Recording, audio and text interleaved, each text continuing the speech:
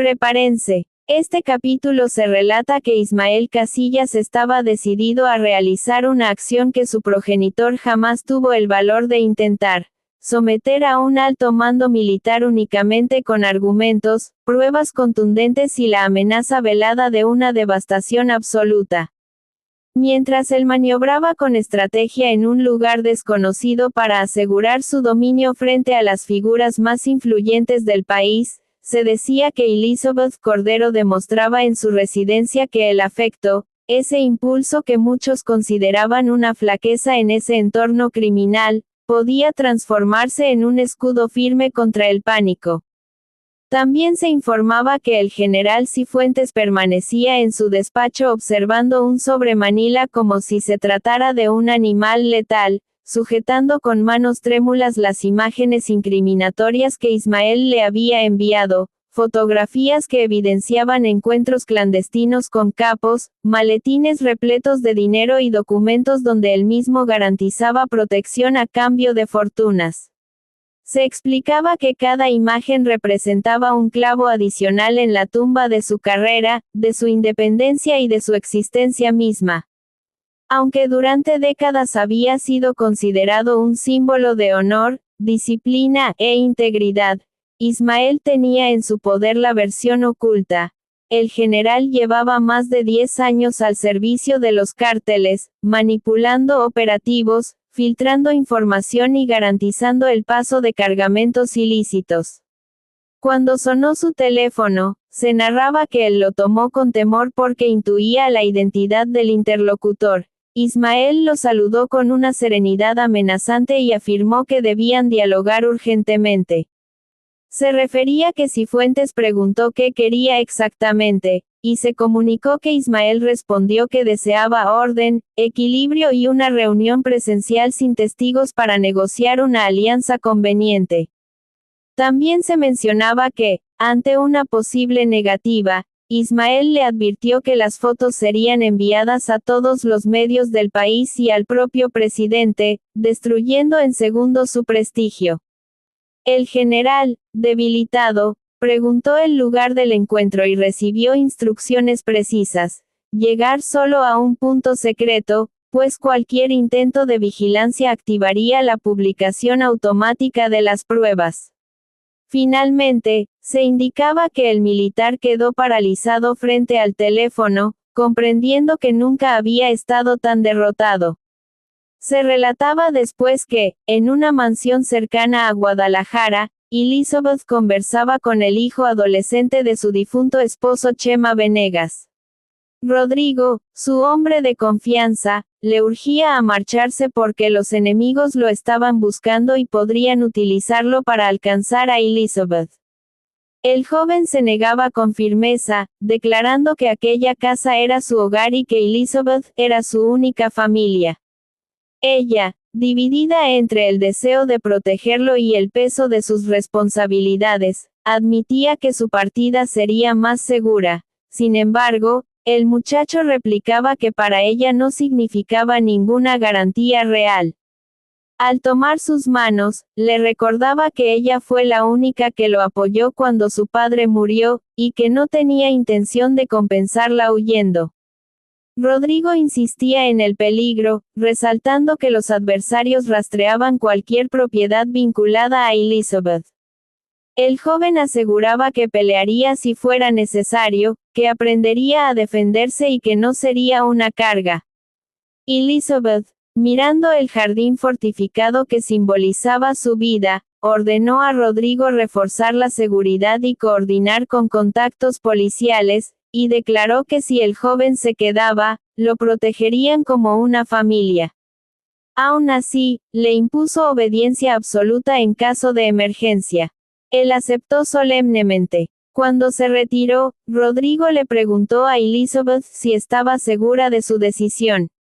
Ella admitió que el joven era lo último que le quedaba de Chema, y que perderlo haría inútil todo su sufrimiento. Aunque Rodrigo afirmaba que el afecto nublaba su criterio, ella sostenía que quizá era lo único que la mantenía humana. Finalmente ordenó que Ismael fuera notificado, pues había descubierto datos en una memoria USB que podían alterar todo el panorama.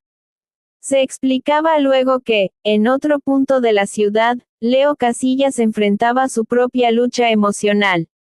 Tras ser liberado del cautiverio donde sufrió tormentos y presenció atrocidades inenarrables, se recuperaba en una casa protegida. Aún con manos temblorosas, recibió una llamada de Ismael, quien le pidió regresar al juego, para realizar una tarea delicada, negociar con el gancho, el mismo hombre que ordenó su secuestro. Aunque Leo afirmaba que no podía hacerlo, Ismael le respondió que su habilidad para convencer enemigos era irreemplazable y que el gancho respetaría a un Casillas auténtico. Leo preguntó qué debía negociar y se relataba que Ismael solicitó una tregua temporal y acuerdos territoriales. Leo aceptó con reservas y exigió seguridad total. Su hermano le prometió 20 hombres listos para intervenir y le recordó que su vida valía más que cualquier pacto. Al terminar la llamada, Leo comprendió que enfrentaría su peor trauma cara a cara, pero también sabía que los Casillas no retrocedían. Finalmente, se narraba que Cifuentes llegó al almacén designado, un sitio lúgubre iluminado por una lámpara solitaria. Ismael lo esperaba con absoluta calma, acompañado por Chacorta y varios hombres ocultos entre las sombras. Al sentarse frente a él, el general le exigió que revelara sus intenciones. Ismael respondió que deseaba su fidelidad y su colaboración del mismo modo en que él había trabajado para otros cárteles. Ante la negativa inicial del militar, Ismael le recordó que tenía pruebas capaces de arruinar a su familia entera y que, en ese mundo, no existían garantías, solo decisiones calculadas. Luego detalló lo que necesitaba: información sobre las operaciones del gancho, protección para sus cargamentos y avisos previos sobre cualquier operativo estatal contra su organización. El general comprendió que sus opciones eran escasas: negarse y ser destruido, intentar matar a Ismael sin éxito o aceptar convertirse en su aliado forzado. Ismael remató la negociación ofreciéndole resguardo, poder y una lealtad absoluta mientras él cumpliera su palabra. De este modo, quedaba claro que Ismael dominaba mediante inteligencia y no mediante balas, y que su poder provenía de la información más que de la violencia. El narrador describe que el cabo exhibe una sonrisa completamente inhumana, propia de un depredador que percibe sangre en el agua. Afirma que nunca había prometido que sería sencillo, aseguró que su acción sería definitiva y que, al eliminar a los Casillas, todos en México recordarían el temor que inspiraba mucho antes de que Aurelio Casillas alcanzara el poder. En ese momento, la lealtad se restablece. Los 5 hombres asienten al mismo tiempo, mostrando determinación al reconocer la fuerza frente a ellos, no un simple narcotraficante, sino un tsunami de violencia listo para arrasar Culiacán sin detenerse hasta destruirlo todo. Se confirma que la guerra ha regresado y que no habrá prisioneros. Durante los días siguientes, se desarrolla un torbellino de actividad frenética. Mientras Ismael y sus allegados intentan comprender la fuga y reforzar defensas, el cabo ya avanza varios pasos adelante, tejiendo una red mortal y compleja, de modo que los Casillas apenas perciban lo que ocurre cuando ya sea demasiado tarde para reaccionar. Utilizando sus conexiones militares cultivadas antes de su encarcelamiento, reconstruye su red con una eficiencia que asusta incluso a sus aliados. Su primera acción consiste en contactar a generales corruptos que le deben favores. Se reconoce que en el ejército mexicano, especialmente en zonas dominadas por el narcotráfico, siempre hay oficiales dispuestos a ignorar la ley si el precio es adecuado. Se relata una reunión secreta en una base militar del norte del país. El general Maldonado, un hombre de 60 años con medallas brillantes pero con alma oscura, se sienta frente al cabo en una oficina decorada con fotografías de batallas y adornos sin significado. Maldonado comenta que pensaba que el cabo estaba acabado y que por fin pagaría por sus crímenes. El cabo responde con una risa oscura, prometiendo violencia, asegurando que con sus recursos nadie paga por nada y que posee más de los que se podrían imaginar. Solicita información precisa, rutas, movimientos de tropas federales, operativos contra los Casillas, y que sus soldados miren hacia otra dirección cuando él actúe. El general considera la propuesta, consciente de que rechazarla sería firmar su propia condena. Finalmente pregunta el precio, y el cabo entrega una tarjeta bancaria con fondos en Islas Caimán, indicando que basta con mantener a sus hombres alejados de sus operaciones por un mes. El trato queda cerrado, marcando el inicio de una traición que sella su primer peón en el tablero de ajedrez mortal. Se detalla que el cabo también recluta a los mejores soldados, exmilitares expulsados por excesiva violencia, contratando a una docena de asesinos entrenados capaces de infiltrarse, sabotear y eliminar objetivos con precisión quirúrgica, pagando el triple de su salario habitual y garantizando impunidad total. Su misión es desmantelar el imperio Casillas pieza por pieza, no importa cómo ni cuánta sangre derramen, solo los resultados cuentan. Los hombres asienten en silencio, anticipando la violencia que está por venir. Se describe que la influencia del cabo se expande como un virus, comprando, amenazando o chantajeando militares, policías, jueces y políticos. A pesar de lo imposible que parece organizar tal operación en poco tiempo, su ingenio radica en que nunca dejó de planear durante su encarcelamiento, estableciendo las bases de su venganza y preparándose para infiltrarse en el corazón del imperio Casillas. Se narra que en Culiacán, la paranoia se apodera de la organización Casillas Chacorta. Un viejo lobo de guerra percibe que algo anda mal al recibir reportes de movimientos extraños, personas desconocidas preguntando por propiedades, vehículos sospechosos y soldados federales evitando ciertas áreas. Chacorta convoca una reunión de emergencia en la mansión de Ismael, encontrando a Ismael, Elizabeth y Diana en la sala de guerra, un sótano blindado contra vigilancia electrónica. Chacorta muestra un dossier con fotos de vigilancia que evidencian al cabo reuniéndose con el general Maldonado y sicarios encapuchados, así como inspeccionando una de las bodegas de los Casillas. Elizabeth pregunta cómo obtuvo las imágenes y Chacorta responde que lo importante es lo que revelan. El cabo está formando un ejército con militares, sicarios de élite y acceso a información interna. Diana, alarmada, pregunta si hay un traidor entre ellos, y Chacorta confirma que es la única explicación, pues algunas fotos fueron tomadas en lugares muy pocos conocen. Se describe que Ismael traza un plan sobre un mapa de Sinaloa, ordenando a Elizabeth reforzar todas las fronteras y a Diana investigar todas las comunicaciones para encontrar al traidor. Ismael también solicita a Chacorta activar todos sus contactos para localizar al cabo constantemente, aunque Chacorta advierte que será casi imposible por su astucia y discreción. Se concluye que todos reconocen que enfrentan a un enemigo que los conoce tan bien como ellos mismos, con recursos ilimitados y decidido a destruir todo en su camino. Elizabeth sugiere que si el cabo quiere guerra, ellos responderán, pero de manera proactiva para cazarlo antes de que consolide su poder.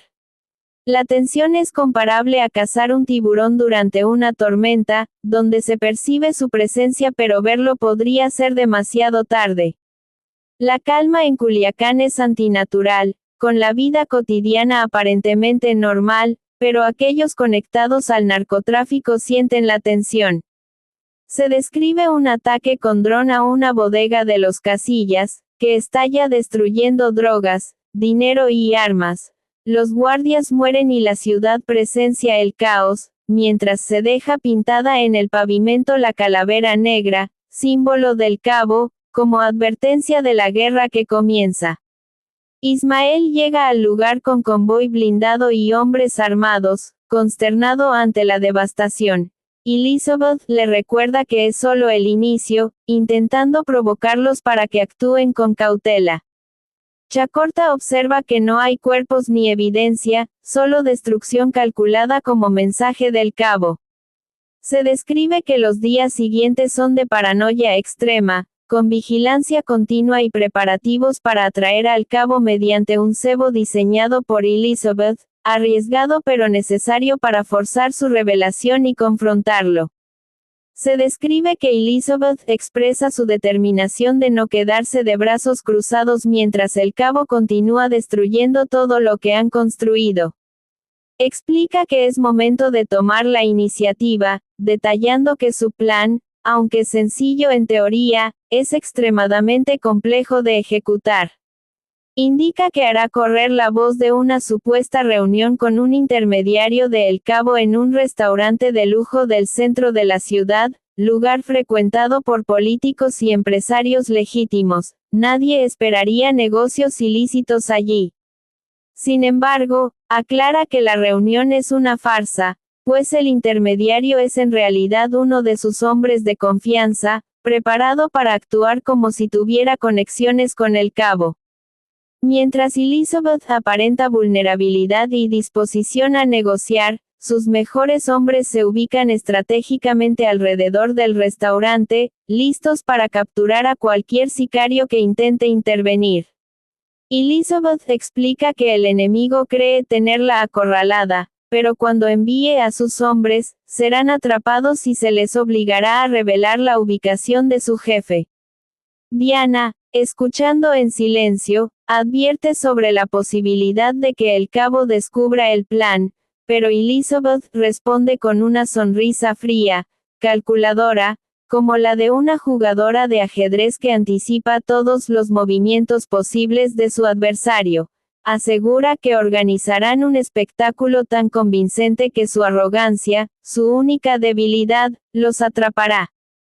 La noche de la reunión llega y Elizabeth se viste con un traje elegante, joyas brillantes y maquillaje cuidadoso para proyectar la imagen de una mujer de negocios sofisticada, mientras bajo su atuendo porta un chaleco antibalas y una pistola oculta en su bolso. Llega al restaurante puntualmente y se sienta en la terraza, observando cuidadosamente su entorno mientras espera. El intermediario llega tarde a propósito y se inicia una conversación aparentemente casual, usando códigos de negocios para cualquier observador externo. Elizabeth observa cada movimiento, cada cliente, cada vehículo, cada gesto sospechoso. Detecta a un hombre que simula leer un periódico pero está vigilando, armado de manera apenas perceptible. Señalando discretamente a sus hombres, varios guardias vestidos como clientes comunes cierran el círculo, pero el hombre detecta la trampa, saca su arma y dispara, iniciando un tiroteo que transforma el restaurante en zona de guerra. Civiles inocentes resultan heridos, 2 guardias de Elizabeth también son atacados y el sicario de El Cabo muere. Elizabeth se retira por la cocina, escapando con sus guardias mientras el caos reina y la evidencia queda registrada en cámaras. Días después, un video viral muestra a El Cabo, Milton Jiménez, hablando directamente a la cámara como patriota que denuncia la corrupción de la familia Casillas y promete exponer cada crimen. Reprocha el ataque al restaurante con civiles heridos, denuncia la intención de silenciarlo y promete borrar la sombra de Aurelio Casillas del país, revelando cada operación ilícita y asegurando justicia. El impacto del video es inmediato, generando millones de reproducciones, dividiendo la opinión pública y transformando el conflicto en un espectáculo mediático. En la mansión de los Casillas, Ismael, Diana y Elizabeth observan el video, comprendiendo que la guerra ahora es pública y que todo México los ve como enemigos. Reconocen que el Cabo ha controlado la narrativa, cambiando las reglas del juego y convirtiendo la batalla en una guerra de imagen y opinión pública. Mientras intentan contener el daño mediático contratando expertos y filtrando historias a periodistas aliados, el gobierno se ve presionado a actuar. Se intensifican los operativos contra propiedades y cuentas vinculadas a los Casillas. El Cabo ha logrado usar la presión pública como arma, obligando al gobierno a actuar en su favor. Sin embargo, surge información inesperada. Skinny revela a Ismael que el Cabo tiene un socio con poder gubernamental, capaz de hacer desaparecer evidencia y enemigos, elevando la guerra a un nivel completamente nuevo. La ciudad sigue su rutina ajena al caos, pero quienes conocen la situación perciben la calma antes de la tormenta. Elizabeth, Diana e Ismael reconocen que la batalla apenas comienza, enfrentando al enemigo con experiencia, recursos y el peso de su apellido Casillas, símbolo de supervivencia a guerras y traiciones. Ismael, observando la ciudad desde su balcón, reflexiona sobre el imperio que su padre construyó y que ahora podría derrumbarse. Elizabeth le asegura que no permitirá que eso suceda, aunque el Cabo tenga apoyo gubernamental, opinión pública y un ejército. Ellos poseen la voluntad de sobrevivir, la determinación de proteger lo que es suyo y el legado de su apellido. Los tres permanecen en silencio, contemplando la ciudad mientras el Cabo planea su próximo movimiento desde las sombras. Se reconoce que la guerra está declarada, las líneas trazadas, y que cuando termine, solo uno quedará en pie. La pregunta que inquieta a todos es quién sobrevivirá, mientras la historia continúa escribiéndose, marcada por venganza, poder, lealtad y traición. El apellido Casillas vuelve a teñirse de pólvora y fuego, en un mundo donde solo los más fuertes, despiadados y decididos sobrevivirán.